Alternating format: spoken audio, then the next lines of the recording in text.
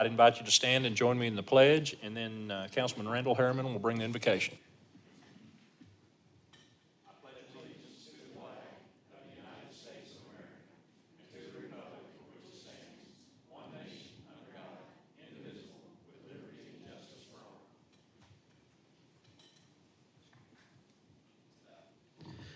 Dear Heavenly Father, we thank you for this day. We thank you for all your many blessings you've given us and our city, Lord, and we are thankful of each and every one of those blessings we've been given. Lord, please be with the residents up north that's been hit with the storms. Please comfort those people that are in distress right now and those that have lost loved ones, Lord. Please help us to be servants to them, Lord. Bless us tonight. Help us to make decisions that impact our city in a positive way. In Christ's name, amen. Thank you, Randall. And so I don't forget, I was thinking about doing this at the end under my comment section, but briefly, since we prayed for the folks up in Benton County, just wanted to give you all an update on our part in that. Springdale Fire Department, Blake, y'all sent 2 engines, 2 ambulances, the rescue truck, and a battalion chief, right? And that was right after the event. Pretty quick after. Looking at the records, I think we ended up with 3 ambulances up there because the first storm around Decatur, Highfield, Pafford reached out before Rogers was impacted, but yes. Okay, and they were back by fairly early on Sunday morning? Sunday morning. Yeah, okay. And then with the ongoing now they're just ramping up, and we've been through similar events, maybe not quite that extensive. And they're now, Terry Anderson, who's our assistant public works director, James is out of the country, and Terry and Colby joined me on a Zoom call with Benton County, that Benton County put together, Mayor Mooring, or Judge Mooring, and several Benton County mayors were on there, and we've been able to offer to help. We've helped, we've been some assistance to the city of Rogers and Public Works with some generator, help them with some generator type needs. And also we've committed 2 of our grapple trucks and a couple of flatbeds and a Mini X for whoever needs it up there, and they'll be reaching out to us. Also, one that Terry Anderson just updated me on today. Y'all remember the office, the portable office that we used to have that got moved out to Public Works? You know, it was part of a program, a federal program, I think. Yeah, it belonged to HSI, and then when they left from here, they left the building to us. Right, and we moved it out to Public Works. And Little Flock lost their city hall. And so we've offered it to them if they'll come get it, and they're free to use it. We checked with the feds and everybody involved to make sure that would be okay. And so we don't know yet, but we have offered, and they may take that and utilize it for their city hall until they can make other arrangements. So anyway, wanted to give you all that update, just so you know. I got a question from Councilman Powell today about, what are we doing, and is there anything else we need to be doing? So we've put out the offer to help anybody that needs it any way we can. And of course, for Public Works, we'll be reimbursed by FEMA as those cities or the county are also reimbursed. Mayor, my brother's got his house blown away up there in Prairie Creek, and the Benton counties, they're out there, and they got out there quick. They can't get out there. They got trees everywhere. But Benton County's out there today, so I appreciate them. They're doing a good job. Yeah, they're on top of it. Colby and I were talking about that today. They got a lot ahead of them, but I just wanted y'all to know we've offered to lend any assistance we can. Okay, with that said, I'll call the meeting to order. This is the Tuesday, May 28th, 2024 regular meeting of the Springdale City Council. And we will start things off by asking the city clerk to call the roll. Mayor Sprouse? Here. Brian Powell? Here. Amelia Taldo? Jeff Watson? Mike Overton? Here. Mike Lawson? Here. Rex Bailey? Present. Randall Harriman? Here. Mark Fugierus? Here. Rose Kate? Here. All right, thank you. Do have a quorum. Jeff Watson's out on vacation, and Amelia may join us when she can before the end of the meeting. She's at a deal that she wasn't sure when it was going to be over, couldn't be helped. But item 4 is comments from citizens. If we have citizens that would like to address the council, this is the portion of each meeting, each regular meeting that the council sets aside to hear comments. They'll hear brief comments. We ask you to come to the microphone, clearly state your name and address. Please do keep your comments brief and understand that the council won't be taking action tonight on anything that you bring forward. They'll take it under advisement. And so is there anyone that would like to address the council concerning an item that is not already on tonight's agenda? All right, seeing none, we'll move on to item 5, approval of minutes. Council, I'd entertain a motion to approve them as presented unless there are changes or additions. So moved.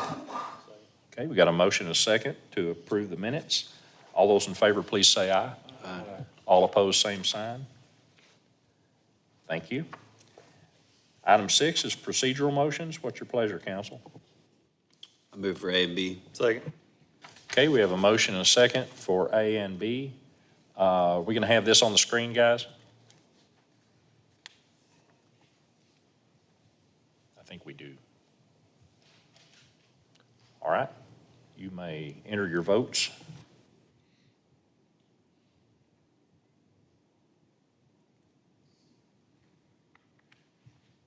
Carry 6-0. All right, thank you. Item D. Oh, I'm sorry. Got a back of page 1 there. Item 7, sorry. I've got a proclamation for one of our residents, and I'd like to present that. Layton, can we meet at the podium?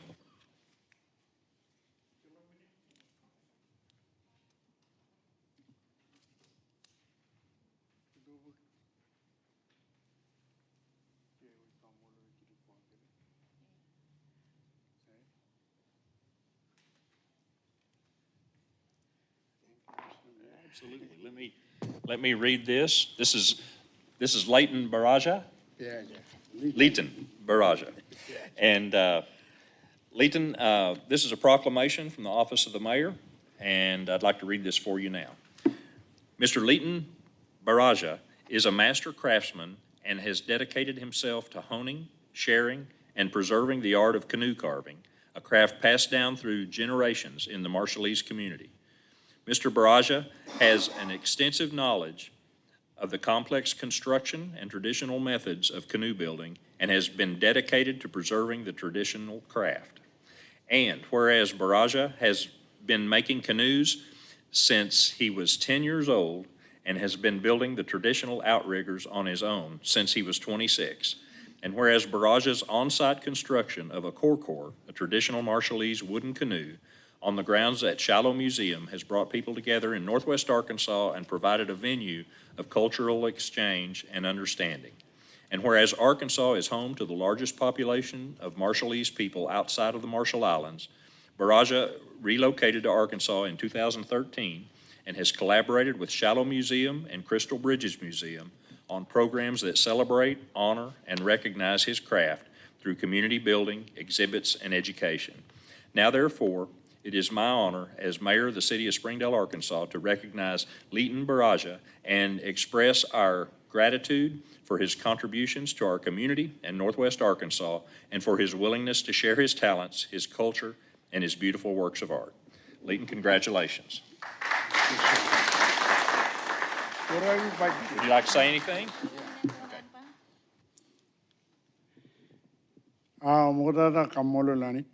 First of all, he would like to thank God Kengaru Gran Kaudij Meram Conchalinan Arkansas. Secondly, he would like to give thanks to the mayor and the council of here in Arkansas. Ilotan Army in Majalalan.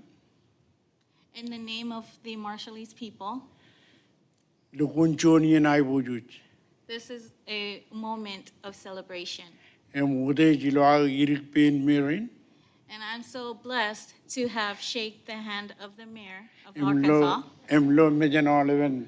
and see President and Springdale, Arkansas. and see the faces of all the leaders of Springdale, Arkansas. Inaikate John Adamero. I will do the best I can Kachung Command Majalalan and Kuwait government in I. to link the Marshallese people and Arkansas locals to be as one. Anijan Kajaraman, Arkansas, Springdale, America. And may God bless Springdale, Arkansas, and also the United States. Many not kumimot. And thank you very much.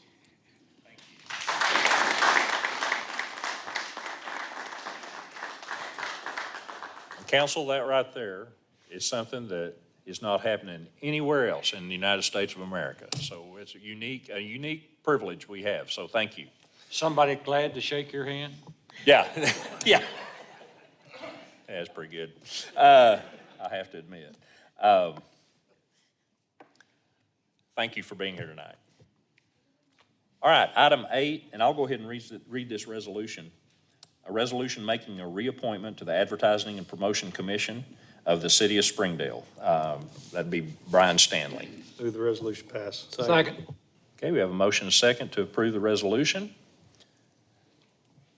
And you may now enter your votes.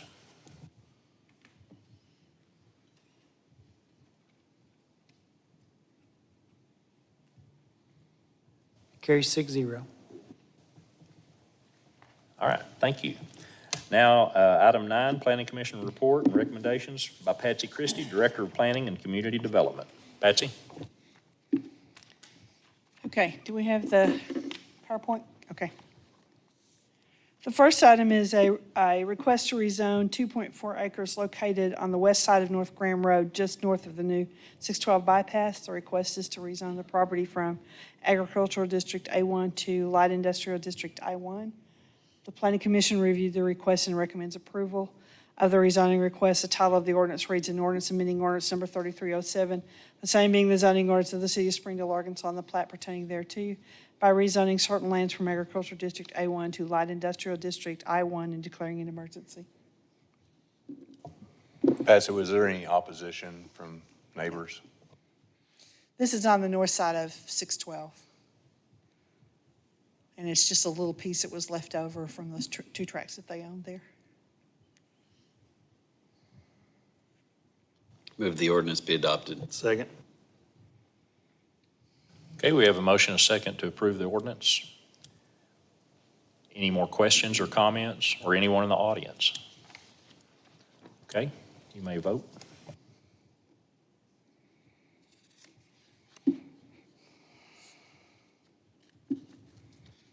Carry 6-0. Move the emergency clause to be adopted. Second.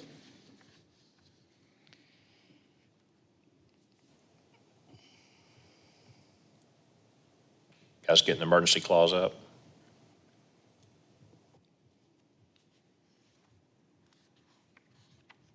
There you go.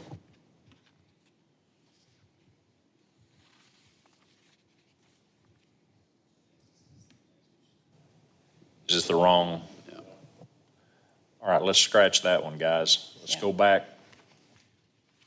There should be an emergency clause vote on the one before. We don't have the emergency clause for the one before? If not, Denise can call it. Oh, we do? No, we don't? Okay. Denise, will you go ahead and take that? This is for we have a motion and a second for the emergency clause after item A. Powell, Yes. Overton, Yes. Lawson, Yes, ma'am. Bailey. Yes, ma'am. Harriman. Yes, ma'am. Fugierus. Yes.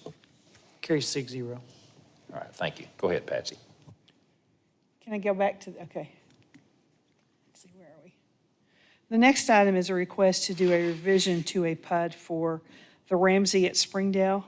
They are requesting to revise the PUD itself to increase the number of parking spaces. They were previously, had 441 spaces. They're amending it to increase the total number of parking spaces to 490, which results in a green space reduction from 41% to 39.5%.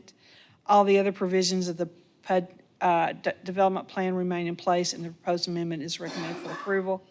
The title of the ordinance reads, an ordinance amending ordinance number 3307, the same being the zoning ordinance of the city of Springdale, Arkansas, and the plat pertaining thereto by rezoning certain lands from planned unit development PUD to a planned unit development revised and declaring an emergency. Move the ordinance be adopted. Patsy, what is the required green space, or is there a required green space for this? It's 15-20%. They're well above it. There still are. Second. Okay, we have a motion second. Any further questions or comments? Anyone? Yeah, just real quick. So in section C, where it's talking about the parking, 1.1 per bedroom and 1.65, is that the ordinance, city ordinance on? That's what they proposed in the PUD itself, and then they have a lot of additional parking for their amenities that are in the facility and additional visitor spaces. They met the minimum requirements when they brought it in to start with, and now they're increasing their parking. We do have a couple of PUDs that have very limited parking, but this is not one of them. They put a lot of extra parking in this one. I can't go back to the picture so you can look at it.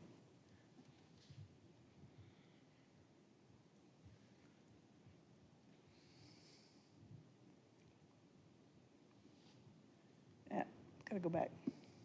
That one. So you can see the additional parking around their amenities across the roads from, they've got a lot of additional parking. And they added even more than what we originally had proposed it with. So if I'm looking at right, when you look at 5A, 4B, 5B, all of those bottom ones, and 2D, are the entrances on the front where the sidewalks are? They have an entrance on that side and the parking's in the back. Because there's a main street that goes in. You see how that works? And then there's parking behind those. There's a few spaces along the street in front of them or the entrance into it. And then they added some additional open space. They got quite a bit of open space on this project too.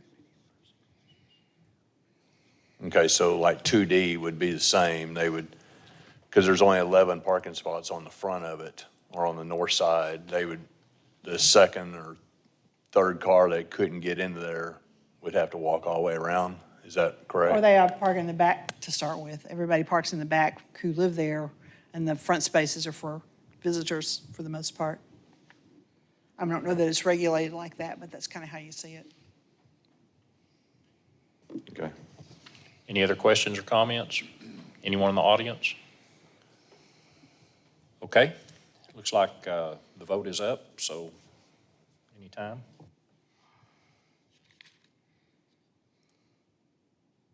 Carries 6-0. Move emergency clause be adopted. All right, we have a motion and a second to adopt the emergency clause. We're going to go ahead and call this one like tonight, any emergency clauses, we're going to let Denise call the roll. Powell, Yes. Overton, Yes. Lawson. Yes, ma'am. Bailey. Yes, ma'am. Harriman. Yes, ma'am. Fugierus. Yes, ma'am. Carries 6-0. She was getting bored over here. Like doing something.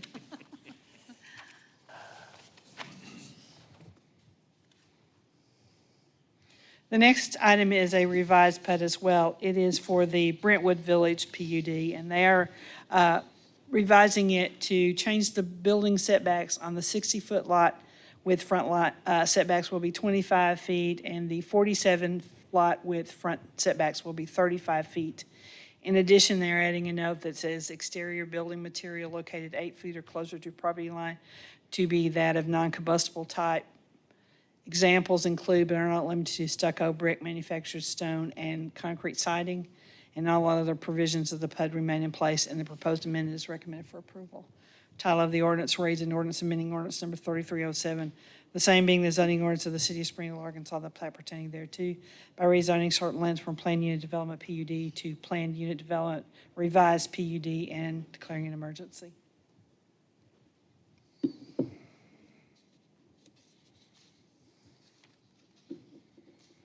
And what this does is allows them to have more setbacks so they can park in the front of the structures on the narrower lots. And then they changed the street section, so there's parking allowed on the street. Move the ordinance do pass. Second. Motion is second to approve. Any other questions or comments? Anyone in the audience? All right, guys, I think we're ready.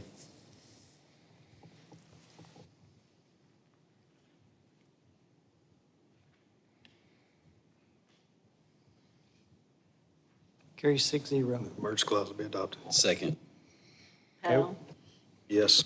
Overton, Yes. Lawson. Yes, ma'am. Bailey. Yes, ma'am. Harriman. Yes, ma'am. Fugierus. Yes, ma'am. Carries 6-0. The next item is a request to rezone .28 acres located at 1100 East Huntsville Avenue. The request is to rezone the property from SF2 to Neighborhood Office District 01. Planning Commission recommends approval of the rezoning request. The title of the ordinance reads, an ordinance amending ordinance number 3307, the same being the zoning ordinance for the city of Springdale, Arkansas, and the plat pertaining thereto by rezoning certain lands from low-medium density, single-family residential district SF2 to Neighborhood Office District 01 and declaring an emergency. Move the ordinance be adopted. Second.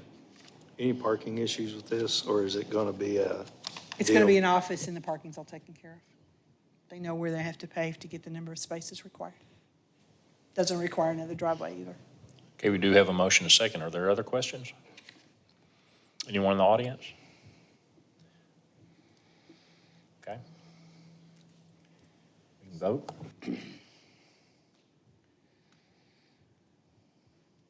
Carries 6-0. Move merge clause be adopted.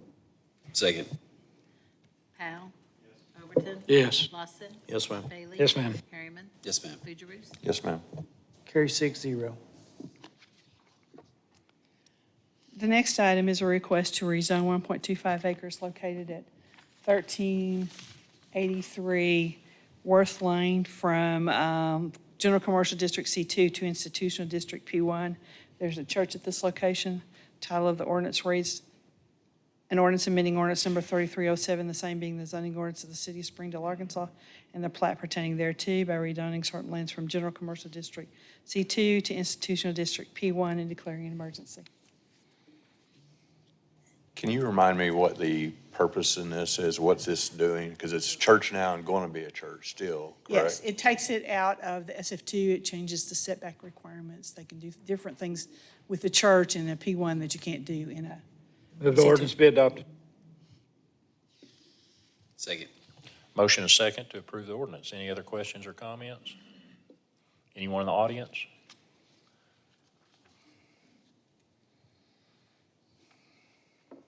All right.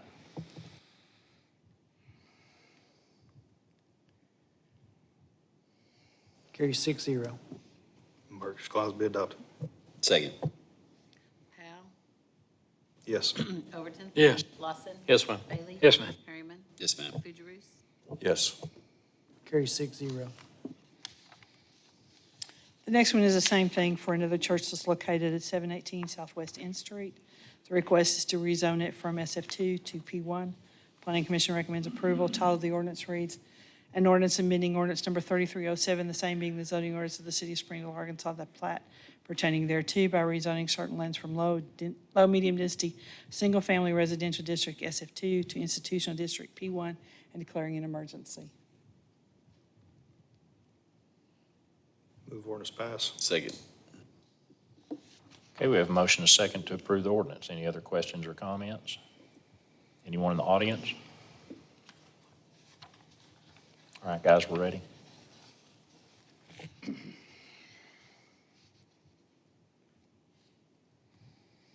Carries 6-0. Move merge clause be adopted. Second. Powell. Yes. Overton. Yes. Lawson. Yes, ma'am. Bailey. Yes, ma'am. Harriman. Yes, ma'am. Fugierus. Yes. Carries 6-0. That was the last emergency clause for the evening.